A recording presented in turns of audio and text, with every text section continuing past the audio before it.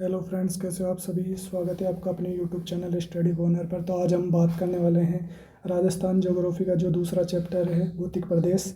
तो उसको हम पढ़ेंगे। कल हमने राजस्थान की स्थिति एवं विस्तार का जो टॉपिक था उसको कवर किया था, जो कि हमारी प्लेलिस्ट में मिल जाएगी राजस्थान ज्योग्राफी के नाम से। वहाँ पर आपको क्लास मिल जाएगी, ठीक है। उसके बाद में हम पढ़ने वाले राजस्थान के भौतिक प्रदेशों को, जो कि राजस्थान भौतिक प्रदेश जो टॉपिक है राजस्थान ज्योग्राफी का सबसे बड़ा टॉपिक है। तो आज हम उसको कवर करने वाले हैं। राजस्थान के जो भौतिक प्रदेशों का जो वर्गीकरण किया है दो आधारों पर किया गया है। एक तो व्यक्तिगत आधार पर, एक भौगोलिक कारणों के आधार पर। जो राजस्थान के भौतिक प्रदेशों का जो व्यक्तिगत आधार पर वर्गीकरण किया है वो 7 प्रकार से किया गया है। वो किसने किया है? तो प्रोफी विसरा ने राजस्थान के जो भौतिक प्रदेश है उनको 7 भागों में बांटा है, ठीक है। तो जो उन्होंने ये भाग में बांटा है तो वो कौन सी बुक थी उनकी? ज्योग्राफी ऑफ राजस्थान के नाम से बुक थी, जो 1967 में प्रकाशित हुई थी। तो उसमें उन्होंने 7 प्रकार बताए थे। कौन कौन से प्रकार थे? तो सबसे ऊपर जो हमारे नहरी प्रदेश, ठीक है। उसके बाद में शुष्क प्रदेश, अर्धशुष्क प्रदेश, अरावली प्रदेश, पूर्वी कृषि एवं औद्योगिक प्रदेश, चंबल भीड़ प्रदेश और दक्षिणी पूर्वी कृषि प्रदेश। तो इस प्रकार से उन्होंने 7 भागों में बांटा है, ठीक है। उसके बाद में भौगोलिक कारकों के आधार पर जो है राजस्थान के जो भौतिक प्रदेश है उनको 4 भागों में देखते हैं, ठीक है। तो जो उनका प्रमुख आधार है बांटने का, तो वो क्या था? उच्चावच एवं जलवायु के आधार पर 4 भागों में बांटा है। तो कौन कौन से 4 प्रकार थे वो? मरुस्थलीय प्रदेश, अरावली प्रदेश, पूर्वी मैदान और आड़ोती प्रदेश। तो हम उसकी जो उसमें जो क्षेत्रफल है, जनसंख्या, उसमें कहाँ पे वहाँ कहाँ पर जलवायु पाई जाती है, वहाँ पे कौन सी किस प्रकार की मिट्टी पाई जाती है, तो उसकी हम सारणी के रूप में देखते हैं, ठीक है। तो जो मरुस्थलीय प्रदेश है जो कि राजस्थान के 61.11% क्षेत्रफल पे फैला हुआ है, जो कि राजस्थान का 2/3 भाग पर फैला हुआ है, ठीक है, जहाँ पर 40% जनसंख्या निवास करती है। और जो अरावली प्रदेश है वो राजस्थान के 9% भाग पर फैला हुआ है, जहाँ पर राजस्थान की 10% जनसंख्या निवास करती है। और तीसरा भौतिक प्रदेश है पूर्वी मैदान, जो कि राजस्थान का 23% भाग कवर करता है, जिस पर 39% जनसंख्या निवास करती है। अंतिम आता है चौथा प्रकार है भौतिक प्रदेशों का, वो है हाड़ौती या दक्षिणी पूर्वी पठारी प्रदेश। यहाँ पर लगभग 7% जो है क्षेत्रफल कवर करता है और उस पर जो जनसंख्या निवास करती है वो 11% जनसंख्या निवास करती है। और यहाँ पे जो जलवायु पाई जाती है, तो जो मरुस्थलीय प्रदेश है यहाँ पे जो जलवायु देखने को मिलती है वो है शुष्क एवं अर्धशुष्क जलवायु पाई जाती है। अरावली जो प्रदेश है वहाँ पे उपाद्र जलवायु देखी जाती है। और जो हमारे पूर्वी मैदान है वहाँ पर आर्द्र प्रकार की जलवायु पाई जाती है। और जो हमारा हाड़ौती का क्षेत्र है वहाँ पर अति आर्द्र जलवायु पाई जाती है। और हम मिट्टी की बात की जाए तो मरुस्थलीय क्षेत्र में रेतीली है बलुई मिट्टी पाई जाती है। और वैज्ञानिक दृष्टिकोण से देखें तो एरिडोसॉल और एंटीसॉल्स प्रकार की जो मृदा है वो है मरुस्थलीय क्षेत्र में देखी जाती है। उसके बाद में जो अरावली प्रदेश है वहाँ पर जो पर्वतीय क्षेत्र है तो वहाँ पर भूरी, लाल और पर्वतीय मृदा देखी जाती है। और अगर वैज्ञानिक दृष्टिकोण से देखी जाए तो वहाँ पर इंसेप्टिसोल्स प्रकार की मृदा पाई जाती है।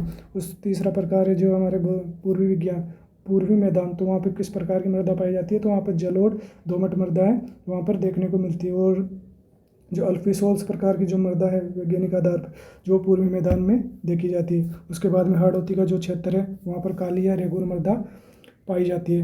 तो कौन सी मृदा? वहाँ पर वर्टिसोल प्रकार की मृदा देखने को मिलती है। और हम वर्षा की बात करें तो मरुस्थलीय क्षेत्र में जो वर्षा है वो 20 सेंटीमीटर से 50 सेंटीमीटर देखने को मिलती है। जो अरावली प्रदेश है, अरावली प्रदेश में जो वर्षा होती है वो 50 सेंटीमीटर से 90 सेंटीमीटर वर्षा होती है। और जो हमारे पूर्वी मैदान है, पूर्वी मैदान में 50 सेंटीमीटर से 80 सेंटीमीटर वर्षा होती है। और जो हमारा सबसे ज़्यादा जो वर्षा होती है वो हाड़ौती के क्षेत्र में होती है, वहाँ 80 सेंटीमीटर से 120 सेंटीमीटर वर्षा होती है, ठीक है।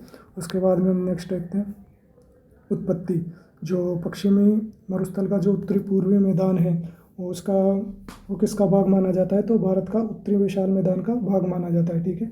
पश्चिमी मरुस्थल और उत्तरी पूर्वी जो मैदान है राजस्थान का, तो उसको किसका भाग माना जाता है? जो भारत का उत्तर विशाल मैदान है उसका भाग माना जाता है, ठीक है। और जो हमारे अरावली व हाड़ौती का जो पठार है उसको भारत के कौन से भौतिक प्रदेश के अंतर्गत माना जाता है? तो जो प्रायद्वीपीय पठार का भाग है उसके अंतर्गत माना जाता है, ठीक है। और जो 33 सागर से किसकी उत्पत्ति मानी गई है? तो पश्चिमी मरुस्थल की और पूर्वी मैदान की, ठीक है। और जो गोंडवाना लैंड है, गोंडवाना लैंड से किसकी उत्पत्ति मानी है? तो अरावली प्रदेश और हाड़ौती के पठार की, ठीक है। उसके बाद में राजस्थान की जो प्री कैम्बियन चट्टानों का जो आधारभूत जो वर्णन है तो वो किसने प्रस्तुत किया है? तो एम हेरोन ने किया है 1936 और 1953 में, ठीक है। तो अब हम देखते हैं पश्चिमी मरुस्थलीय प्रदेश। तो पश्चिमी जो मरुस्थलीय प्रदेश है उसको दो भागों में बांटा गया है। तो कौन कौन से दो भागों में बांटा है? एक तो शुष्क मरुस्थल और अर्धशुष्क मरुस्थल। जो शुष्क मरुस्थल है उसे राठी प्रदेश के नाम से जाना जाता है, और जो अर्धशुष्क मरुस्थल है उसे बागड़ प्रदेश के नाम से जाना जाता है। जो शुष्क मरुस्थल है जहाँ पर जिसे दो भागों में बांटा जाता है, बालू का स्तूप मुक्त प्रदेश और बालू का स्तूप युक्त प्रदेश। जहाँ पर बालू का स्तूप मुक्त प्रदेश अर्थात जहाँ पर बालू का स्तूप नहीं पाए जाते वो कितना प्रतिशत है? वो 41.5% है, ठीक है। और जहाँ बालू का स्तूप पाए जाते हैं उसे कहा जाता है बालू का स्तूप युक्त प्रदेश, तो उसे कहा जाता है। और कितने प्रतिशत है? वो 58.5%, ठीक है। उसके बाद में जो अर्ध शुष्क मरुस्थल है उसको भी 4 भागों में बांटा गया है। सबसे ऊपर गग्गर का मैदान, उसके बाद में शेखावटी अंतःप्रवाह का क्षेत्र, उसके बाद में नागौरी उच्चभूमि और लूणी गोडवाड का बेसिन, ठीक है। उसके बाद में जो हमारे दूसरा भौतिक प्रदेश है वो है अरावली भौतिक प्रदेश, ठीक है। तो उसको भी 3 भागों में बांटते हैं हम, उत्तरी अरावली, मध्य अरावली और दक्षिण अरावली। और दक्षिण अरावली के भी 2 भाग है, आबू का अरावली और मेवाड़ अरावली, ठीक है। उसके बाद में पूर्वी मैदान, तो पूर्वी मैदान को 3 भागों में बांटा गया है, ठीक है। तो बनास बाणगंगा का बेसिन हो गया, चंबल बेसिन हो गया, और माही और वागड़ का मैदान। तो इस प्रकार से हम पूर्वी मैदान को पढ़ते हैं, ठीक है। उसके बाद में चौथा है हाड़ौती का या दक्षिणी पूर्वी जो पठारी प्रदेश है उसको 5 भाग है, जिसमें से 2 मुख्य भाग है उसके और 3 गौण भाग है। तो जो 2 मुख्य भाग है उसके कौन कौन से हैं? वो है दक्कन का लावा का पठार और विंध्यन कंगार। दक्कन का लावा का पठार और विंध्यन कगार भूमि। जो दक्कन का लावा का पठार है इसके भी 2 भाग है, मालव प्रदेश और उपरमाल, और विंध्यन कगार है उसके भी 2 भाग है, हाड़ौती का क्षेत्र और डांग क्षेत्र। उसके बाद में जो हाड़ौती के क्षेत्र है, हाड़ौती का पठारी प्रदेश है, उसके 2 तो मुख्य भाग हो गए, दक्कन और विंध्यन कगार, तो 3 गौण भाग है उसके। तो 3 गौण भाग कौन कौन से हैं? तो अर्धचंद्राकार पहाड़ी, शाहबाद उच्चभूमि और डंग गंगाधर उच्चभूमि, ठीक है। अर्धचंद्राकार जो पहाड़ी है जिसमें बोधी हिल्स और मुकुंदरा हिल्स आती है, और शाहबाद जो उच्चभूमि है उसके अंदर जो कहाँ पर है? 12 में, ठीक है। और डंग गंगाधर जो उच्चभूमि है वो है झालावाड़ में, ठीक है। उसके बाद में हम पढ़ते हैं पहला भौतिक प्रदेश, उत्तरी पश्चिमी जो मरुस्थलीय प्रदेश है, ठीक है। तो जो इसे किस नाम से जाना जाता है? थार के मरुस्थल के नाम से जाना जाता है। जो इसका निर्माण हुआ है वो तैतीस सागर से हुआ है, ठीक है। और जो उत्तरी पश्चिमी जो मरुस्थल है उसका जो काल है वो कौन सा माना है? टर्सरी काल माना जाता है, प्लोस्टीन काल, ठीक है। और इसका जो वर्तमान काल है वो है हेलोसीन। थार का जो मरुस्थल है वो ग्रेट पोलियो आर्कटिक मरुसारा का पूर्वी विस्तार माना जाता है। और मरुस्थल का जो विस्तार है, इसका जो कुल क्षेत्रफल है मरुस्थल का, तो कुल क्षेत्रफल है 1,75,000 किलोमीटर, ठीक है। और इसकी जो लंबाई मानी जाती है वो 640 किलोमीटर, और चौड़ाई जो मानी जाती है इसकी वो 300 किलोमीटर। और जो मरुस्थल की जो औसत ऊंचाई है वो 300 मीटर है, ठीक है। और मरुस्थल का जो ढाल है वो उत्तर पूर्व से दक्षिण पश्चिम की ओर है। और मरुस्थल में प्रमुख घासें पाई जाती है, सेवन घास, धामन घास, करड़ और अंजन। और यहाँ पे प्रमुख वृक्ष देखने को मिलते हैं जहाँ पे कटीली झाड़ियाँ मरुद्भिद वनस्पति पाई जाती है। तो कौन कौन सी? खेजड़ी, रोइडा, किक्कर, पीलू, जाल, ठीक है। और यहाँ पे प्रमुख झाड़ियाँ देखने को मिलती है केर, आँक, धोर, फोग, लाना, आरण, ठीक है। और जो मरुस्थलीय जो क्षेत्र है अपना राजस्थान का, उसको विश्व का सबसे धनी मरुस्थल कहा जाता है, क्योंकि यहाँ पे सर्वाधिक जैव विविधता पाई जाती है, सर्वाधिक खनिज विविधता, सर्वाधिक वनस्पति, सर्वाधिक जनघनत्व, सर्वाधिक पशु घनत्व पाया जाता है, इसलिए यहाँ विश्व का सबसे धनी मरुस्थल कहा जाता है। उसके बाद में यहाँ स्थित जो टर्सरी कालीन जो अवसादी चट्टानों में प्राकृतिक तेल व गैस के भंडार पाए जाते हैं, ठीक है। उसके बाद में जैसलमेर के लाठी क्षेत्र में पाए जाने वाले जो अवसादी चट्टानों में भूमिगत जल के बड़े भंडार देखने को मिलते हैं। जैसलमेर का जो चांदन का नलकूप है, जैसलमेर में जो चांदन नलकूप है इसे थार का गढ़ा कहा जाता है, ठीक है। और जोधपुर का जो बाप क्षेत्र में पाए जाने वाले जो बाप बोल्डर्स हैं वो हिमानीकर्षण के एक अवशेष माना जाता है। उत्तरी पश्चिमी मरुस्थल की जो पूर्वी सीमा का जो निर्धारण होता है वो 50 सेंटीमीटर जो संवर्षा रेखा है उसके द्वारा निर्धारण किया जाता है, ठीक है। और जो 25 सेंटीमीटर की संवर्षा रेखा है, ये रेखा जो है मरुस्थल को 2 भागों में विभाजित करती है। कौन कौन से भाग है? शुष्क मरुस्थल और अर्धशुष्क मरुस्थल, ठीक है। उसके बाद में अध्ययन की दृष्टि से मरुस्थल को दो भागों में बांटा गया है, ठीक है। तो पहला कौन सा है, शुष्क मरुस्थल, दूसरा कौन सा है, अर्धशुष्क मरुस्थल।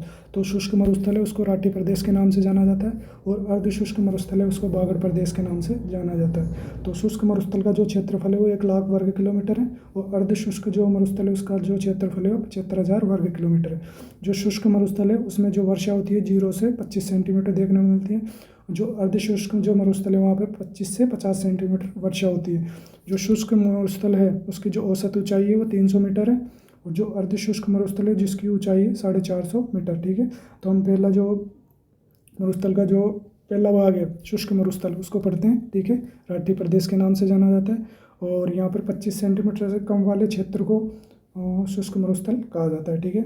और इसे भी अध्ययन की दृष्टि से हम दो भागों में बांटते हैं। तो कौन कौन से, बालू का स्तूप मुक्त क्षेत्र जहाँ पे बालू का स्तूप नहीं पाए जाते, एक है जहाँ पर बालू का स्तूप युक्त क्षेत्र जहाँ बालू का स्तूप पाए जाते हैं। तो बालू का स्तूप जो मुक्त क्षेत्र है वो कितना है, 41.5%। यहाँ पर बालू का स्तूप नहीं पाए जाते हैं। तो जहाँ पर बालू का स्तूप नहीं पाए जाते उसे क्या कहा जाता है, हमादा। वहाँ पर क्यों नहीं पाया जाता, क्योंकि वहाँ पर पथरीला मरुस्थल जो है पाया जाता है, जिसे क्या कहते हैं, हमादा कहते हैं। राजस्थान में जो मुख्यतः हमादा का जो विस्तार देखने को मिलता है वो जैसलमेर, जोधपुर और बाड़मेर में सर्वाधिक जो हमादा का विस्तार है वो जैसलमेर में देखने को मिलता है। कौन कौन सी जगह, पोखरण, रामगढ़ और लोदरवा, और जोधपुर का फलोदी और बाड़मेर, ठीक है। उसके बाद में है बालू का स्तूप युक्त प्रदेश। बालू का जो स्तूप युक्त प्रदेश है जो कि 58.5% भाग पर देखने को मिलता है, ठीक है।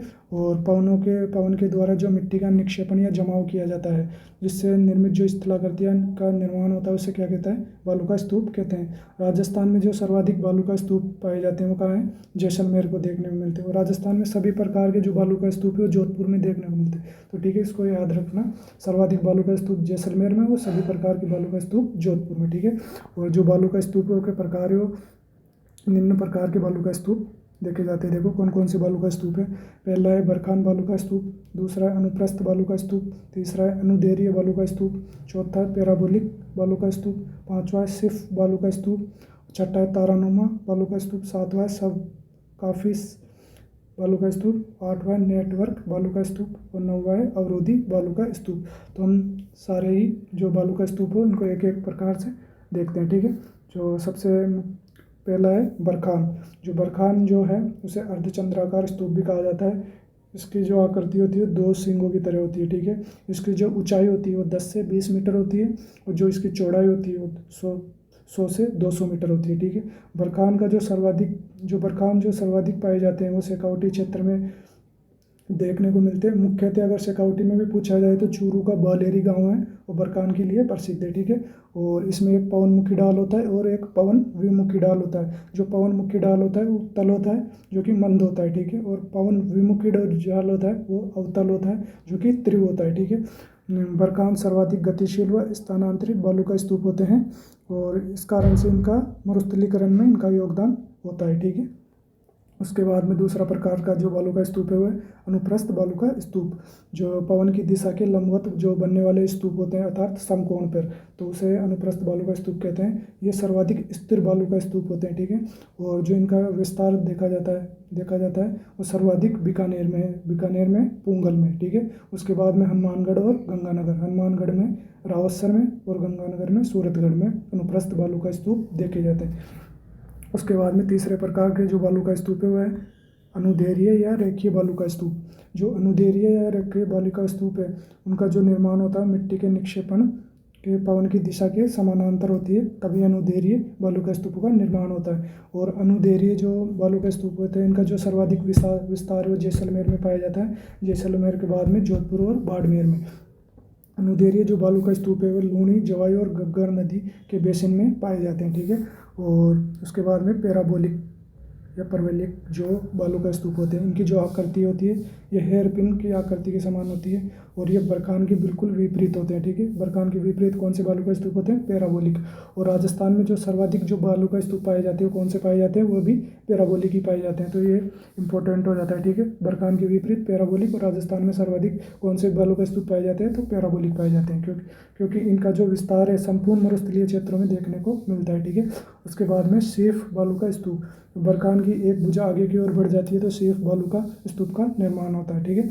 उसके बाद में है तारानुमा बालू का स्तूप। 3 या 3 से अधिक भुजा वाली जो स्थलाकृति होती है उससे तारानुमा बालू का स्तूप कहलाती है, ठीक है। इनका जो निर्माण होता है, तारा व बालू का स्तूपों का जो निर्माण होता है वो किसके कारण होता है? वो होता है अनियमित हवाओं के कारण, ठीक है।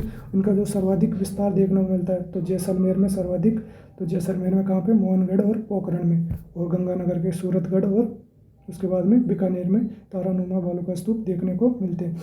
उसके बाद में सब्र काफिस या इसे नेपका के नाम से भी जाना जाता है, नेपका, ठीक है। तो जो मरुस्थल में जो झाड़ियों के पास निर्मित जो छोटे बालू का स्तूप होते हैं उसे सब्र काफिस कहते हैं, ठीक है। इन स्तूपों को नेपका कहा जाता है, और ये सर्वाधिक इनका जो विस्तार है जैसलमेर, बीकानेर, बाड़मेर और जोधपुर में, ठीक है। JBBJ के नाम से याद कर लेना, जैसलमेर, बीकानेर, बाड़मेर और जोधपुर में, ठीक है। उसके बाद में जो 8वां प्रकार है बालू का स्तूप का वो है नेटवर्क बालू का स्तूप। ये एक दूसरे से जुड़े हुए बालू का स्तूप होते हैं। इनका जो विस्तार हो जैसलमेर, बीकानेर और जोधपुर में, JBJ, ठीक है, जैसलमेर, बीकानेर और जोधपुर में। जो 9वें प्रकार के जो बालू का स्तूप है वो है अरावली। इनका जो निर्माण होता है अवरोधी बालू का स्तूपों का, तो वो होता है अरावली पहाड़ियों के अवरोध से इनका निर्माण होता है, ठीक है।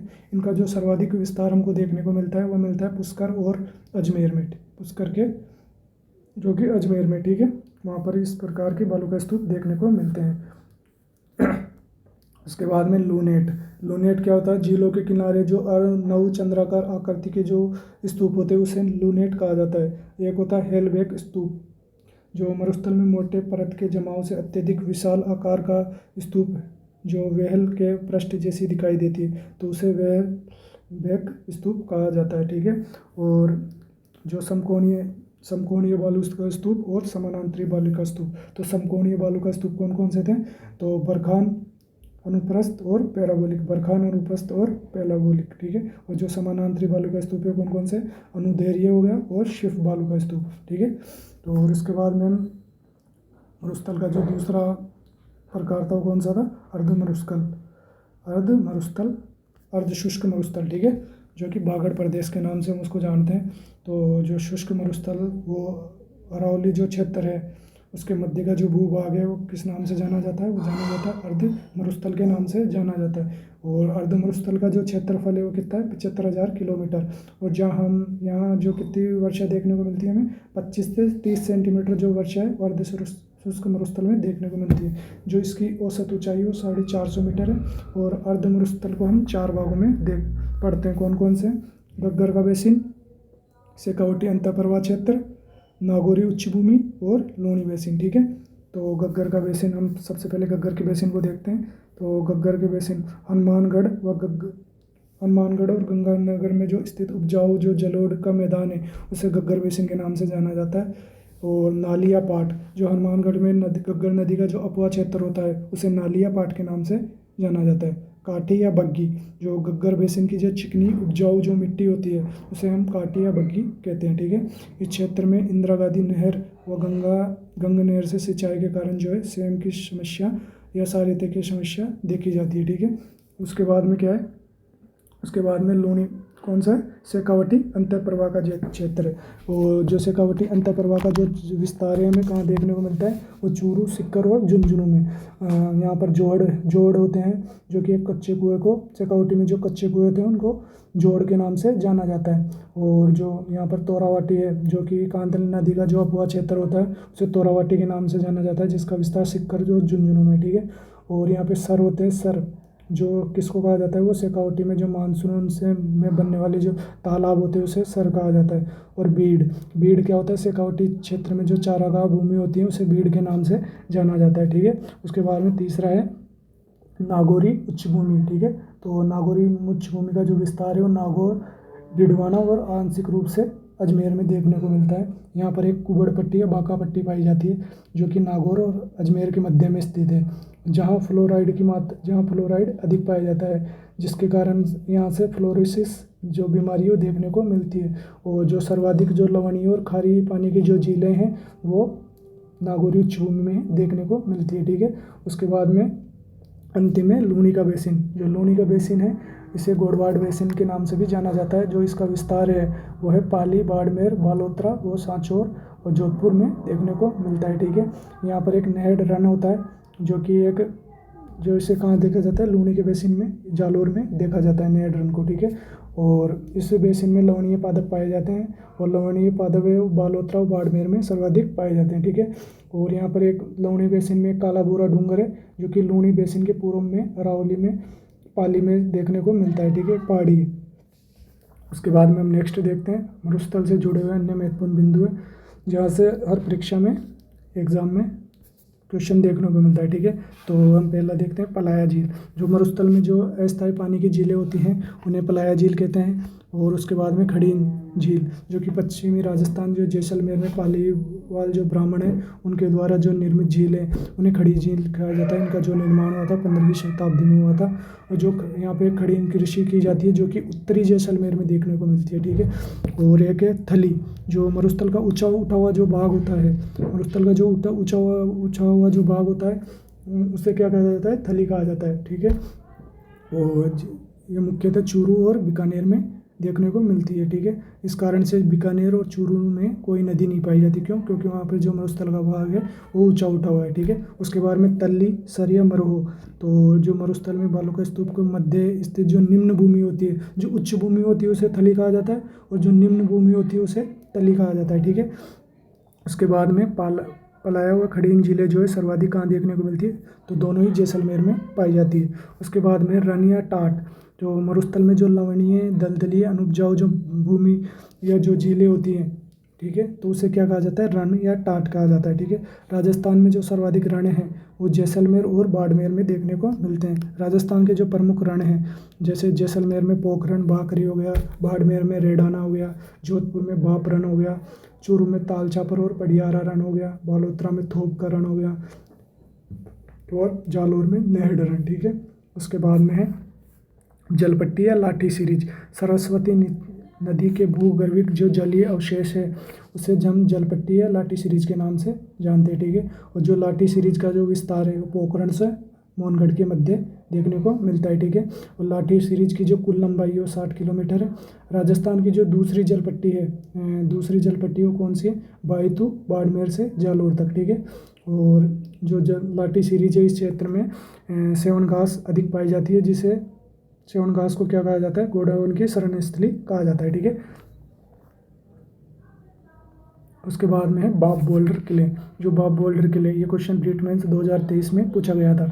तो बाप बोल्डर किले किसे कहा जाता है, जो हिमानियों के द्वारा जो जमा किए गए बड़े कंकर पत्थर या बारीक जो अवसाद होते हैं, ठीक है, तो उसे कहा जाता है बाप बोल्डर किले। इसका जो विस्तार है फलोदी जोधपुर में देखने को मिलता है और जो इसका निर्माण हुआ था वो परमो कार्बोनिफेरस काल में हुआ था। उसके बाद में नकलिस्तान या मरुद्यान। ठीक है, तो मरुस्थल में जहाँ जल बेसिन पाए जाते हैं, जहाँ वहाँ वनस्पति उत्पन्न हो जाती है, तो उसे नकलिस्तान या मरुद्यान कहा जाता है। जैसे इसके उदाहरण है जैसे कोलायत झील बीकानेर में, गजनेर बीकानेर में, गढ़सीसर झील जैसलमेर में, जो नकलिस्तान या मरुद्यान के उदाहरण है। ठीक है, उसके बाद में पेडिमेंट।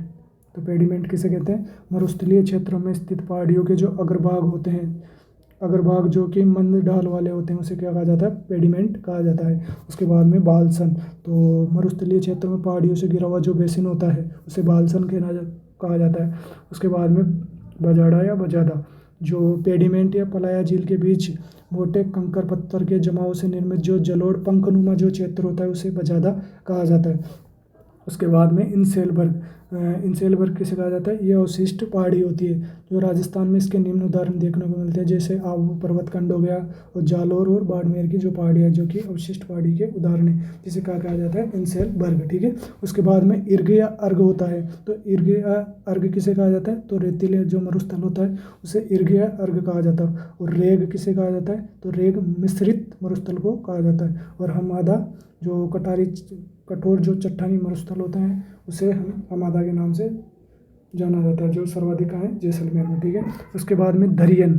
तो दरियन किसे कहा जाता है, जो स्थानांतरित गतिशील जो बालू का स्तूप होते हैं उसे हम दरियन कहते हैं। और दोहरे किसे कहते हैं, तो दोहरे लहरदार जो बालू का स्तूप होते हैं। दरियन शब्द भी बड़ा है तो उसका अर्थ भी बड़ा है। ठीक है, तो स्थानांतरित गतिशील बालू का स्तूप दरियन और लहरदार जो बालू का स्तूप है दोहरे। जो दरियन है वो सर्वाधिक जैसलमेर में पाए जाते हैं। ठीक है, और उसके बाद में मरुस्थल का मार्च।